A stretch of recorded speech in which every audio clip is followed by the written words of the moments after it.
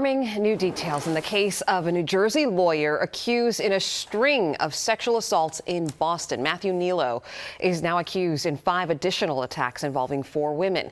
Kneelow was working as a cyber attorney at the time of his arrest last month at his Weehawken home. With the very latest, here's ABC's Andrea Fujii.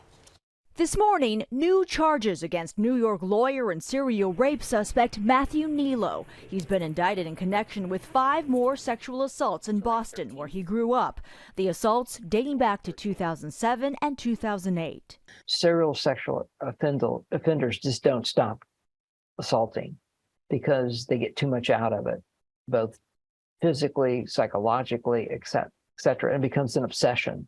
The 35-year-old just weeks ago was charged with 7 other counts of rape and kidnapping for alleged attacks on 4 women during the same time period a decade and a half ago. How do you plead to those offenses? Guilty or not guilty?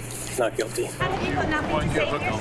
He was set free this month after his fiancée posted a $500,000 bond. One of Kneelow's alleged victims outraged. I just thought it was such a disappointment that they were just going to let him walk right out.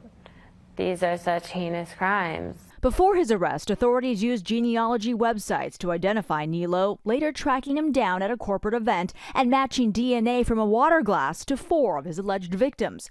Experts say with these new charges, prosecutors may have a stronger case to keep him behind bars. Going back and now having actual pictures of a suspect, they may well show other victims photographs, perhaps in a photo lineup, to determine if they can actually pick him out. Responding to the new charges, Kneelow's attorney says his client denies all the allegations. You can expect both a legal and factual challenge to the government's case. Kneelow is due back in court next month.